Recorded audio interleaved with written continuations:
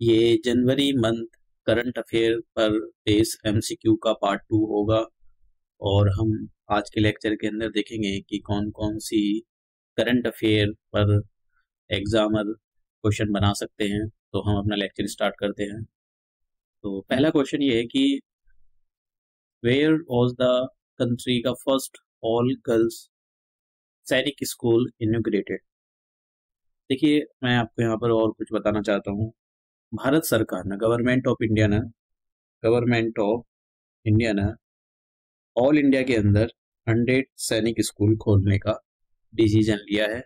और ये जो एजुकेशन पॉलिसी थी 2020, उसके अंडर ये खोले जा रहे हैं। यहाँ पर ये जो स्कूल खुला हुआ है, ये पूरी तरह से गर्ल्स के लिए डेडिकेटेड है।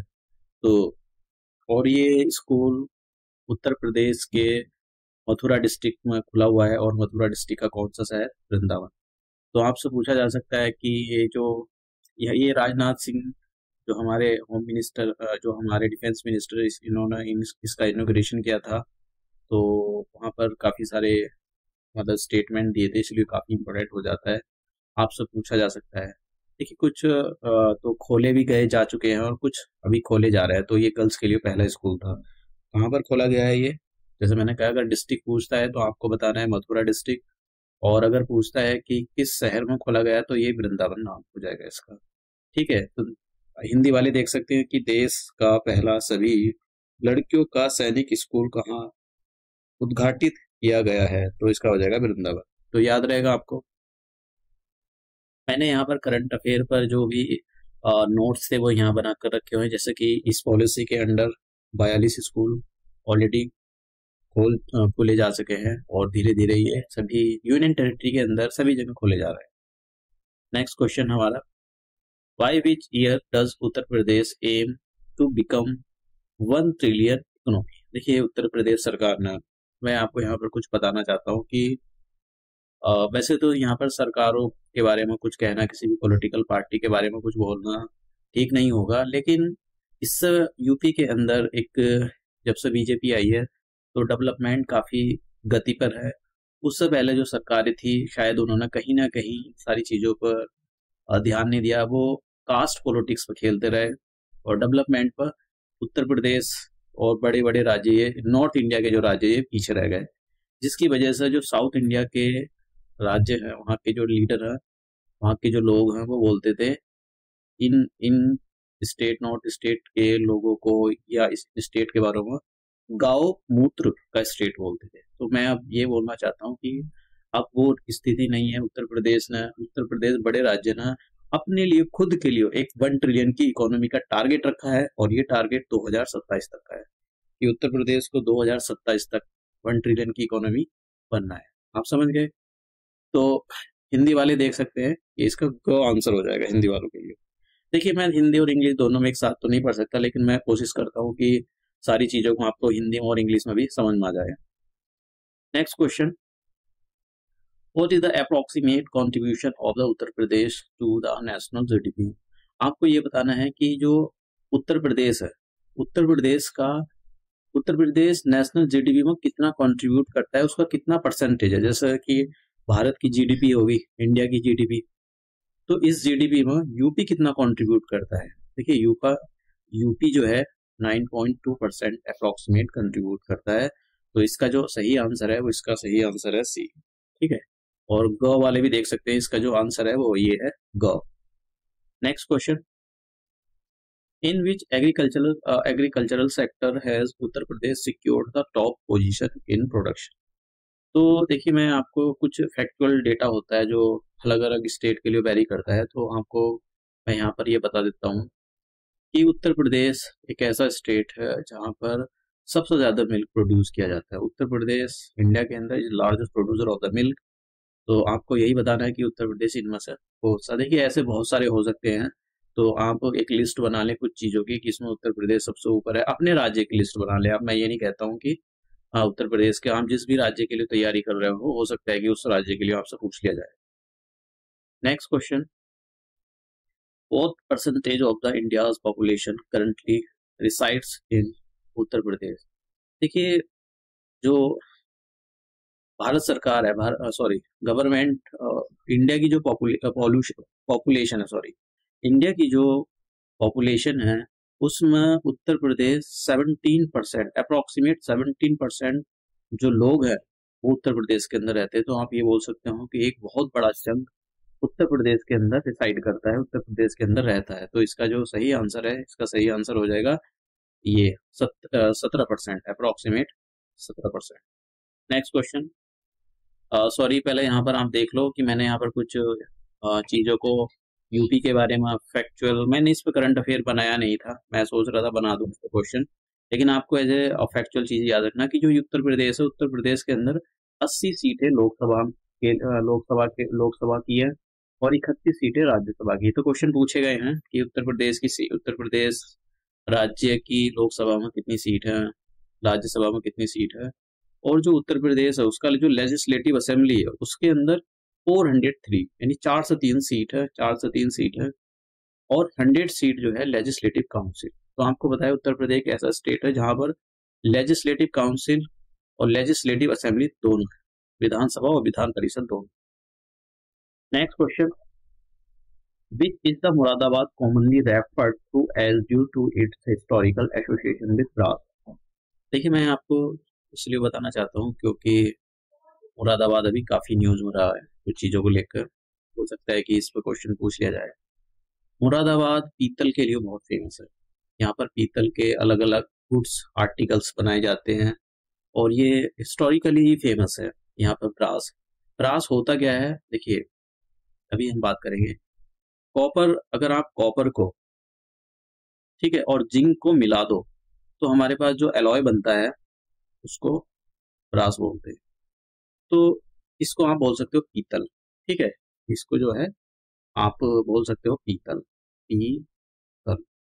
तो उत्तर प्रदेश का मुरादाबाद जो डिस्ट्रिक्ट है वो पीतल के लिए फेमस है, डिस्ट्रिक्ट में भी मुरादाबाद शहर, ठीक है। तो इसका जो सही आंसर हो जाएगा हिंदी वालों के लिए तो हो जाएगा डी आंसर, और डी आंसर, इंग्लिश और हिंदी दोनों के लिए डी आंसर है। मैंने यहाँ पर आंसर में आगे पीछे नहीं किया है, सबके लिए सेम ही। नेक्स्ट क्वेश्चन यही है कि what metal is brass primarily composed of. तो आपको ये बताना है कि जो ब्रास जो होती है वो ब्रास किस किस की बनी हुई होती है। ब्रास एक एलॉय है, मतलब अगर दो या दो से ज्यादा मेटल को आप मिला दो तो वो एलॉय बन जाता है, ठीक है। तो आपको यही बताना है, मैंने अभी आंसर दिया है कॉपर और जिंक, ठीक है। तो इसका आंसर हो जाएगा ये तांबा एंड जस्ता, तो आंसर हो जाएगा हिंदी में बी। नेक्स्ट को, ये मैंने यहाँ पर इसके जो है नोट्स दे रखे हैं यहाँ पर, तो आप जो है इसको पढ़ सकते हो। मैं पीडीएफ का, मैं दोनों पीपीटी की फॉर्म में भी इसको डिस्क्रिप्शन बॉक्स में ऐड करा दूंगा और पीडीएफ की फॉर्म में भी नीचे डाल दूंगा इसको। Next question, when is the Uttar Pradesh foundation day celebrated. देखिए 24 जनवरी 24 जनवरी 1954 को उत्तर प्रदेश एग्जिस्टेंस में आया, यानी उत्तर प्रदेश एग्जिस्टेंस में तो पहले ही था, लेकिन उत्तर प्रदेश का जो नाम बना, जो उत्तर प्रदेश स्टेट जाना गया, वो 24 जनवरी दो 24 जनवरी 1950 की डेट से ही इसी को उत्तर प्रदेश दिवस के रूप में बनाया जाता है। तो इसका सही जो आंसर है वो है, इसका हिंदी वाले देख सकते हैं 24 जनवरी और इंग्लिश वाले भी देख सकते हैं यहाँ पर 24 जनवरी।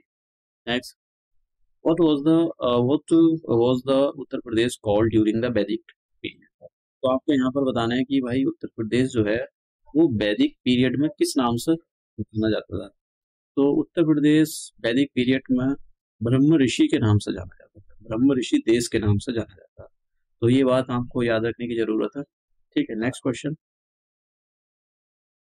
On which date the United Provinces renamed as Uttar Pradesh. जैसे मैंने कहा कि 24 जनवरी से पहले पहले इसको उत्तर प्रदेश को यूनाइटेड प्रोविंसेस बोलते थे, लेकिन 24 जनवरी 1950 के बाद इस डेट पर इसका नाम चेंज करके उत्तर प्रदेश रख दिया गया। तो हिंदी वालों के लिए हो जाएगा 24 जनवरी 1950 1950, और इंग्लिश वालों के लिए भी ये आंसर। नेक्स्ट क्वेश्चन, ये मैंने यहाँ पर जो है उत्तर प्रदेश के बारे में थोड़ी सी इन्फॉर्मेशन डाली हुई है, तो आप देख सकते हो। आपको जिन मैं, जैसे मैंने कहा, मैं डिस्क्रिप्शन बॉक्स में ऐड करा दूँ। अब नेक्स्ट क्वेश्चन है कि व्हाट इज ये काफी इंपॉर्टेंट क्वेश्चन है, पूछा भी गया है। What is the primary focus of the achieving a net zero target. देखिए नेट जीरो टारगेट पहले समझ लो कि नेट जीरो टारगेट होता क्या है। मैंने इस पर एमसीक्यू बना रखे हैं, तो पूछे गए हैं। देखो मतलब आप इस बात से सोचो कि हम बहुत सारे काम करते हैं, ट्रैक्टर चलाते हैं और बड़े बड़े जो ट्रांसपोर्टेशन के बड़े बड़े व्हीकल चलाते हैं और बहुत सारे ऐसे काम इंडस्ट्री चला रहे हैं, तो उसकी वजह से क्या हो रहा है, जो ग्रीन हाउस गैसेस है, ग्रीन हाउस गैसेस का एमिशन हो रहा है बहुत ज़्यादा। मान लो कि हम 100 यूनिट एक साल में प्रोड्यूस करते हैं, हालांकि मैं ऐसी डेटा ले रहा हूँ, 100 यूनिट हमने एटमॉस्फेयर में छोड़ी, लेकिन हम केवल हम नहीं, केवल जो प्लांट्स को कार्बन सिंक बोला जाता है, तो कार्बन ये जो है ये केवल 40 यूनिट ही कंज्यूम करवाते हैं। ठीक है, तो 60 यूनिट जो होता है वो 60 यूनिट एटमॉस्फेयर में बचा रह गया। अब ये 60 यूनिट जो एटमॉस्फेयर में बची रहेगी गैसेस, ये क्या काम करेंगी, गर्मी करेंगी, जिसकी वजह से अर्थ गर्म होगी, अर्थ का एटमॉस्फेयर गर्म हो जाएगा। तो इसी को बोलते हैं हम ग्रीन हाउस इफेक्ट। ठीक है, तो ग्रीन हाउस इफेक्ट मतलब, तो अब सरकारें मतलब अर्थ का गर्म हो जाना, तो सरकारें अब क्या कर रही हैं, सरकारें क्या ऐसा पूरे वर्ल्ड में ये कह रहे हैं कि भाई अगर हम 100 यूनिट मान लो एक साल में प्रोड्यूस करते हैं, मैं एक सिचुएशन ले रहा हूँ, तो हम एक साल में 100 यूनिट हमने प्रोड्यूस करी, तो हम भैया 100 यूनिट ही कंज्यूम करेंगे। हम जितनी यूनिट बढ़ाएंगे, मतलब जितनी यूनिट कार्बन, ये जैसे सपोज करो कार्बन डाइऑक्साइड की हमने 100 यूनिट प्रोड्यूस कर दी एटमॉस्फेयर में, तो 100 यूनिट हम ऐसा कुछ काम करेंगे या ऐसी कोई इंडस्ट्री लगाएंगे या कुछ भी करें हम, जिससे ये 100 की 100 यूनिट, तो इससे क्या हो जाएगा, जो एटमॉस्फेयर में गैस गई थी तो वो सीधा नीचे आ जाएगी। नीचे आने का मतलब वो या तो ओशन में डिसॉल्व हो जाएगी या किसी भी टेक्नोलॉजी से उसको एब्जॉर्ब कर लिया जाएगा, या जो प्लांट्स हैं उसको एब्जॉर्ब कर लेंगे। तो नेट जीरो एमिशन का काम यही है कि gain limiting the green house gas emission. तो ग्रीन हाउस गैस एमिशन का इसको लिमिट लगाना है। तो ग्रीन हाउस गैसों के उत्सर्जन की समितता। ठीक है, तो इसका सी आंसर हो जाएगा हिंदी वालों को। Next question sorry. अब what does our net zero target aims to achieve. तो नेट जीरो टारगेट अचीव करने का ये क्या, तो increasing green house gas emission. तो देखिए मैं बताता हूँ क्वेश्चन क्या है। ये जो हम ना भारत सरकार ने 2000, देखिए भारत सरकार ने 2021 में कॉन्फ्रेंस ऑफ पार्टी COP26 हुआ था यूके के अंदर, यूनाइटेड किंगडम का एक शहर है ग्लासगो 26। तो वहां पर प्राइम मिनिस्टर मोदी जी ने बोला था कि भाई हम आज से नेट, जो अपना नेट जीरो टारगेट लागू कर रहे हैं, ये एक भारत का लॉन्ग टर्म गोल है कार्बन डाइऑक्साइड जो ग्रीन हाउस गैसेज है उसको कम करने का। तो सरकार मतलब प्राइम मिनिस्टर नरेंद्र मोदी जी ने बोला था कि भाई हम 2070 तक अगर 100 यूनिट प्रोड्यूस करेंगे ग्रीन हाउस गैसेस की, तो हम वो 100 की 100 यूनिट ऐसा कोई काम या इतने पेड़ लगा देंगे या हम ऐसी टेक्नोलॉजी यूज कर लेंगे कि 100 की 100 यूनिट भी यूज हो जाए। तो ये जो इसमें जो इसका एम यही है कि achieving a balance between green house gases and emission and the removal. हम जितनी ग्रीन हाउस गैस 100 यूनिट हमने अगर एटमॉस्फेयर में छोड़ी है, तो भैया 100 यूनिट हम जो है उसको एब्जॉर्ब कर लेंगे किसी भी टेक्नोलॉजी से या बड़े बड़े पेड़ पौधे लगाकर। ठीक है, या हम ऐसा ही काम करेंगे कि भैया हम कम से कम यूनिट प्रोड्यूस करें। ठीक है, ग्रीन हाउस टेक्नोलॉजी पर हम ज्यादा ये जो नई टेक्नोलॉजी है उस पर ज्यादा रिलाई करेंगे। तो सी इसका आंसर हो जाएगा, सी हो जाएगा दोनों के लिए। ग्रीन हाउस गैसों के उत्सर्जन तथा हटाने के बीच संतुलन को प्राप्त करना, यही ये नेट जीरो का मिशन वो टारगेट है। तो अब मैंने यहाँ पर आपको इस क्वेश्चन का आंसर दे दिया है। आपको ये बताना है कि इंडिया ने कभी अनाउंस किया था, तो 2021 में किया था, तो इसका आंसर हो जाएगा बी। अब यहाँ पर ये है कि भैया ये किस कॉप में किया था। ये जो कॉप मैंने अभी आपको आंसर बताया था कि प्राइम मिनिस्टर नरेंद्र मोदी जी ना COP26 ग्लासगो में हुई थी। ये यूनाइटेड किंगडम का एक शहर है, वहां पर हुई थी। ये कॉन्फ्रेंस क्या पर हुई थी, देखिए कॉन्फ्रेंस ऑफ पार्टी होती है, conference of party COP COP. United जो हमारे पास एक कन्वेंशन बना हुआ है उसकी हर साल मीटिंग होती है, तो इसकी एक मीटिंग हुई थी। तो COP26 के अंदर भारत सरकार ने ये नेट जीरो का एमिशन का जो टारगेट है इसको रखा था। तो अब यहाँ पर ये पढ़ लेते हैं कि eight which session of the United nation framework convention on climate change did India make his announcement, तो उन्होंने कॉप 26 के बारे में अनाउंसमेंट किया था, ये जो। नेक्स्ट क्वेश्चन, अभी मैंने आपको इसका आंसर बताया था कि भारत सरकार का जो टारगेट है वो 2070 तक नेट जीरो के, जो नेट जीरो है, नेट जीरो को, इस टारगेट को ऑब्टेन करना है। तो हिंदी वालों के लिए भी डी आंसर हो जाए। मैंने यहाँ पर सारी असम्बली बनाकर दे रखी है, ये शॉर्ट में, मैंने बहुत बड़ा लंबा तगड़ा ये नहीं खींचा है। नेक्स्ट क्वेश्चन है, वेयर आर द, मैं आपको जरा कुछ थोड़ी सी चीज़ों के, चलो ठीक है पहले देख लेते हैं। वेयर आर द, जिनको पता है आंसर वो जल्दी दे सकते हैं आंसर मेरे बताने से पहले, या अपने मन में सोच सकते हैं इसका ये आंसर है। Where are the two AIIMS located in the state of Uttar Pradesh. तो आपको ये बताना है कि उत्तर प्रदेश के अंदर दो एम्स है। देखिए मैं आपको बता देता हूँ, भारत सरकार ने एक योजना चला कर रखी हुई है। उस योजना के अंडर भारत सरकार ने अभी तक 23 एम्स बना दिए, और यूपी एक ऐसा स्टेट है जिसमें 2 एम्स, समझ गए आप, 2 एम्स है। तो आपको इस मैंने क्वेश्चन बनाया हुआ है, बाकी सभी स्टेट यूनियन टेरिटरी के अंदर एक एक एम्स है। तो आपको ये बताना है कि ये 2 एम्स कहाँ पर लोकेट है, क्या लखनऊ बनारस में है, क्या आगरा कानपुर में है, या इलाहाबाद मेरठ में है, या फिर रायबरेली और गोरखपुर। तो इसका सही आंसर हो जाएगा रायबरेली और गोरखपुर, 2 ऐसे डिस्ट्रिक्ट है जहाँ पर ये लोकेट है। Next question, how many AIIMS how many AIIMS are there in the state of the Uttar Pradesh. तो मैंने अभी आपको इसका आंसर बता दिया, उत्तर प्रदेश राज्य के अंदर 2 एम्स खुले हुए हैं, ठीक है, रायबरेली और गोरखपुर। नेक्स्ट क्वेश्चन, अब देखिए जैसे मैं बता रहा था कि जो हमारे भारत सरकार ने प्रधानमंत्री, ये जो है प्रधानमंत्री स्वास्थ्य सुरक्षा योजना, इस PMSSY के अंडर इसको भारत सरकार ने 2006 में लॉन्च किया था। तो 2006 में इसको भारत सरकार ने लॉन्च किया था, और इसके अंदर जो है एम्स बनाए जाने हैं, ठीक है, और जो सरकारी मेडिकल कॉलेज है उनका अपग्रेडेशन करना है। तो इसका जो आंसर है 2006 है, ये यहाँ पर 2005 नहीं होना चाहिए था, एग्जैक्टली डेटा मुझे याद नहीं रही, डेट इसकी क्या डेट थी, हाँ 2006 ही है। तो आप देख सकते हो ये 2006 डेट है यहाँ पर, तो इसका सही आंसर जो है ये यहाँ 2005 नहीं है, ये 2006 है, ठीक है, ये 2006 है। तो 2006 में प्रधानमंत्री स्वास्थ्य सुरक्षा योजना, इस स्कीम को लागू किया गया था, और इस स्कीम के अंदर नए एम्स बनाना है, नए एम्स बनेंगे, ठीक है, नए एम्स बनेंगे, और जो गवर्नमेंट मेडिकल कॉलेज है उनका अपग्रेडेशन होगा। तो मैंने यहाँ पर ये दे रखा है, तो आप जो है आप यहाँ से देख सकते हो कि कितने एम्स बन गए हैं।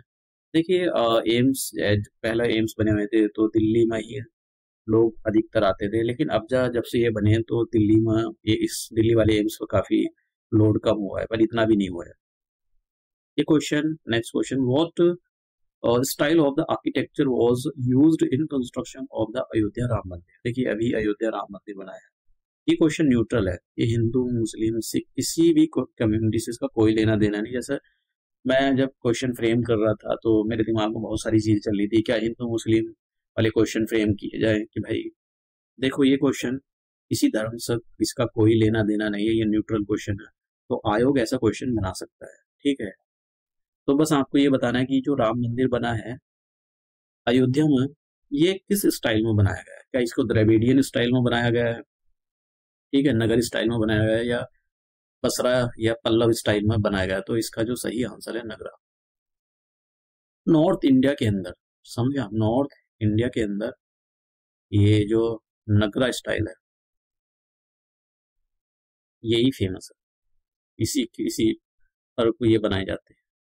नेक्स्ट क्वेश्चन, ये काफी इंपॉर्टेंट क्वेश्चन, देखिए फिर से अयोध्या पर अगर कोई सोच रहा हो, अगर कोई मुस्लिम स्टूडेंट्स अगर कोई भी देख रहा है इसको, तो मैं एक बात बता दूं आपसे कि मेरा धर्म से कोई लेना देना नहीं, आप किसी भी धर्म के हो, और मैंने धर्म को देखकर ये क्वेश्चन फ्रेम नहीं करे, ये बहुत ही न्यूट्रल क्वेश्चन है, ठीक है। तो यहाँ पर क्वेश्चन आ सकता है कि which of the following materials was not used in the construction of the Ayodhya Ram मंदिर। तो अयोध्या राम मंदिर में जब कंस्ट्रक्शन हुई थी तो ऐसी कौन सी चीज है जो यूज नहीं की गई, ठीक है। और तो देखिए इसमें मैं आपको बता देता हूँ यहाँ पर सैंडस्टोन भी यूज किया गया, मार्बल भी यूज किया गया, ग्रेनाइट स्टोन भी यूज किया गया, लेकिन आयरन लोहा यूज नहीं किया गया। तो इसका सही आंसर है लोहा, आयरन। समझ गए आप? तो मैंने यहाँ पर ये जो भी मैंने पिछले वाले सॉरी, मैं जनवरी मंथ का पार्ट 1 कवर कर रहा था, तो उसके अंदर भी मैंने कुछ क्वेश्चन फ्रेम करे थे। तो आपको उसमें मैंने कुछ को बोला था कि मैं कुछ क्वेश्चन और फ्रेम करूंगा, तो इसमें एक क्वेश्चन यही था। नेक्स्ट क्वेश्चन देखिए, अभी मैं आंसर ही बता देता हूँ इसको। इसरो ने, Indian Space Research Organisation, Bharat की स्पेस एजेंसी है, इन्होंने एक्सपोसैट नाम का एक सैटेलाइट लॉन्च किया। इस एक्सपोसैट का सैटेलाइट का जो काम है, ये जो हमारी एक्सरे होती है, एक्सरे को एनालाइज करना है। ठीक है, एक्सरे जो एक्सरे पहले तो बाद में देखेंगे, पहले इसको ही देखो आप। तो ये पहला आपको ये बताना है कि विच ऑर्गेनाइजेशन लॉन्च एक्सपोसैट सैटेलाइट। तो ये भारतीय जो एजेंसी है, इंडियन स्पेस रिसर्च ऑर्गेनाइजेशन, उसने इसको लॉन्च किया है। तो इसका हो जाएगा भारतीय अंतर्राष्ट्रीय अनुसंधान संगठन, इसरो।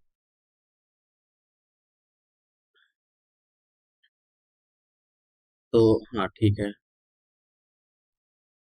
वैसे आप इसका क्वेश्चन, हाँ ये वाले इसका क्वेश्चन आप आंसर दे सकते हो। इसमें जो एक्स लगा ना, ये एक्स, तो एक्स रे होता है। ठीक है, एक्स रे।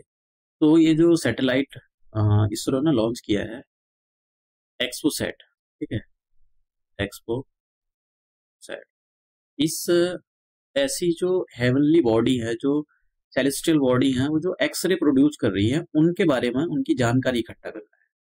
तो आपसे पूछा जाए कि भाई what is the primary purpose of the XPoSat satellite जो लॉन्च किया गया है। ये पूरी तरह से भारत सरकार का साइंटिफिक, मतलब एक साइंटिफिक कम्युनिटी को डेडिकेटेड सैटेलाइट है।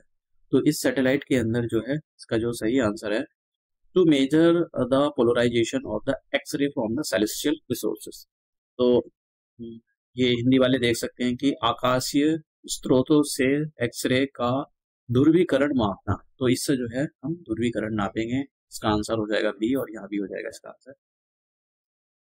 नेक्स्ट आप देखिए, मैंने यहाँ पर ये दे दिया है, आप देख सकते हो, measure the polarisation of the X ray. तो आप यहाँ से ये टेक्निकल चीजें अगर आपको याद नहीं हो रही तो आप छोड़ दो। बस आपको दो चीजें जो पोटेंशियल क्वेश्चन बनते हैं, देखिए क्वेश्चन बनाने के लिए तो मतलब बाल की खाल निकाल के भी क्वेश्चन बनाए जा सकते हैं। क्वेश्चन बनाने में कोई मतलब ऐसा कोई नहीं, नवाबी नहीं है, लेकिन आपको पता होना चाहिए, हर चीज के क्वेश्चन नहीं बना सकते हो, हर चीज का जवाब नहीं होता है, और जवाब देना भी बहुत मुश्किल होता है अगर होता भी है। तो इसलिए आयोग भी ये भी सोचते हैं कि भाई चलो ठीक है, इतने हार्ड भी नहीं बनाते। अब यहाँ पर ये हम नेक्स्ट क्वेश्चन है कि विच इंस्टीट्यूशन इज द लीडिंग। पहले मैं आपको बता देता हूँ कि ये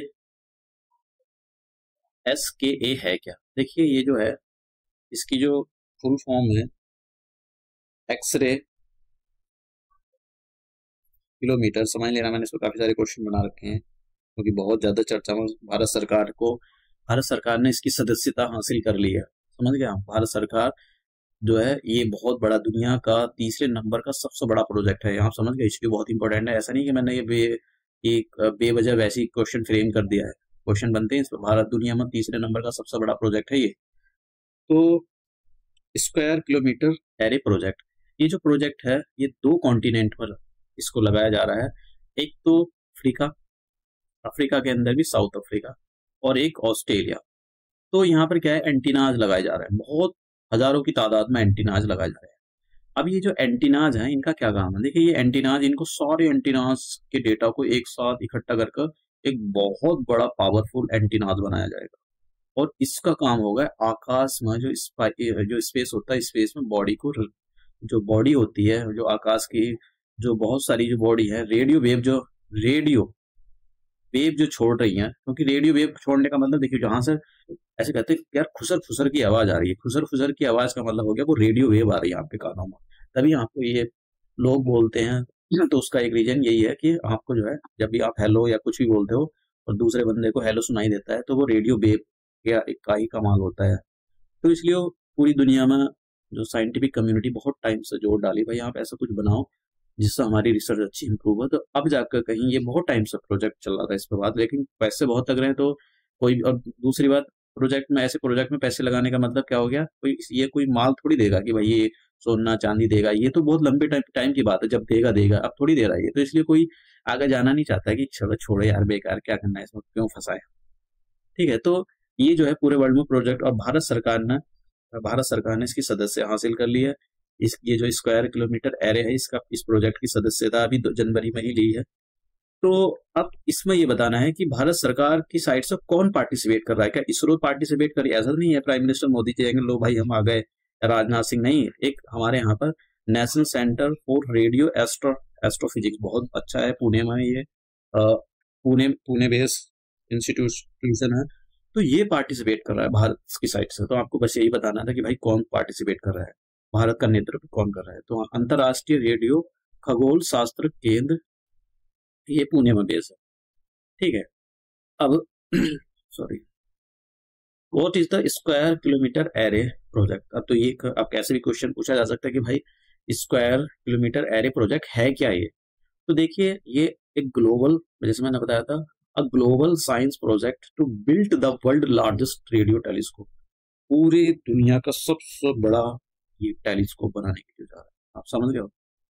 अफ्रीका में भी, साउथ अफ्रीका और ऑस्ट्रेलिया, यहाँ दो सबसे ज्यादा जो ऑस्ट्रेलिया में लगाए जा रहे हैं, ऑस्ट्रेलिया का जो वेस्टर्न पार्ट है ये वाला, ये डेजर्ट पार्ट है, तो यहाँ पर लगाए जा रहे हैं।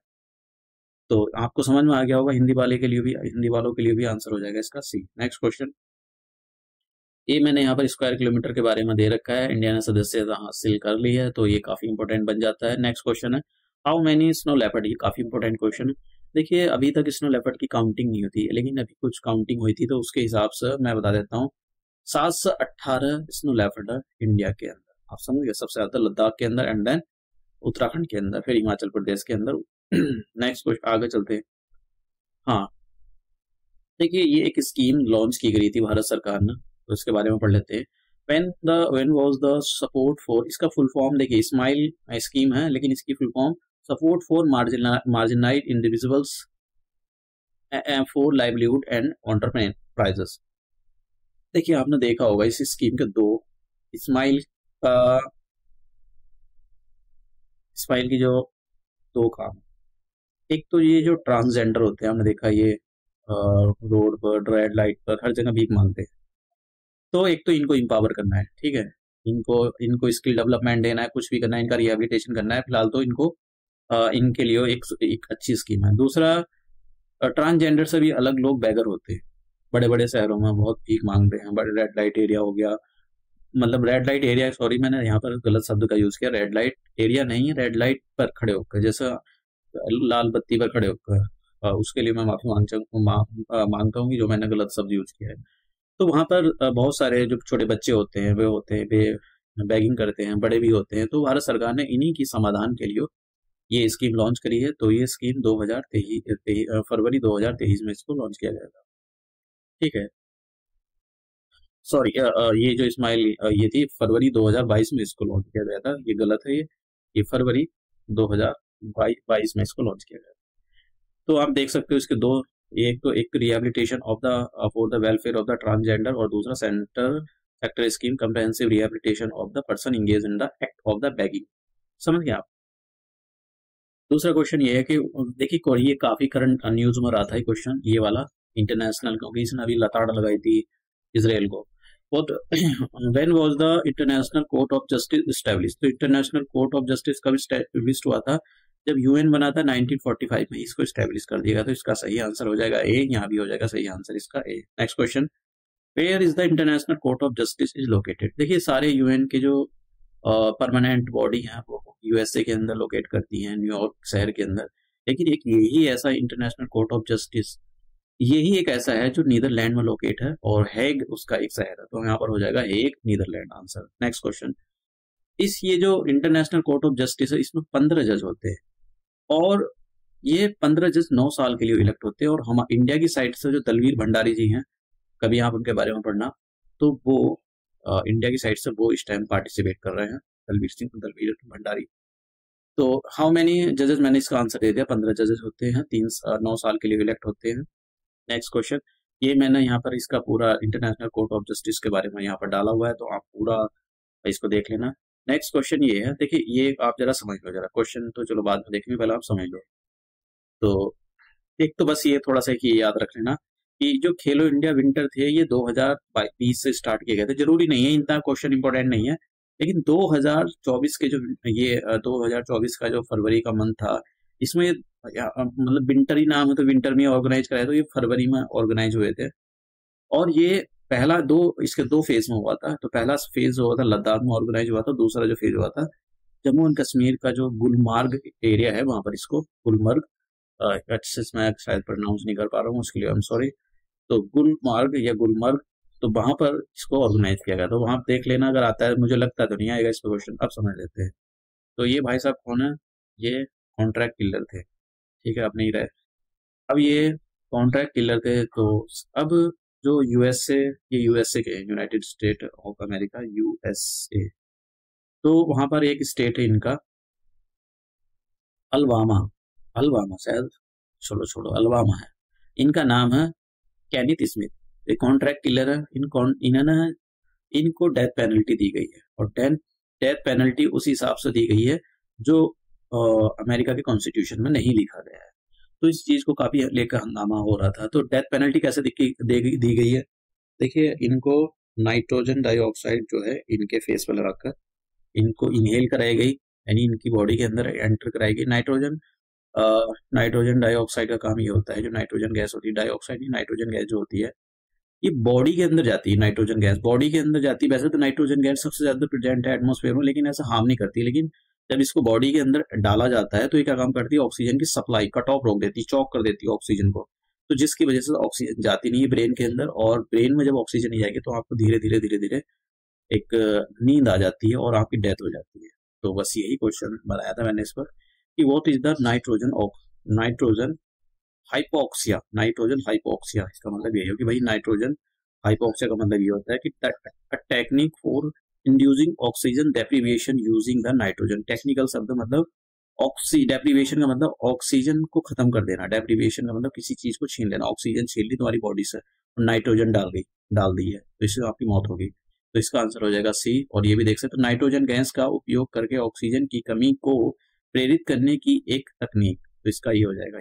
तो ठीक है, आज का लेक्चर यही समाप्त करते हैं, काफी बड़ा हो गया है शायद, मुझे लगता है लेक्चर। ये मैं डाल दूंगा नीचे डिस्क्रिप्शन बॉक्स में।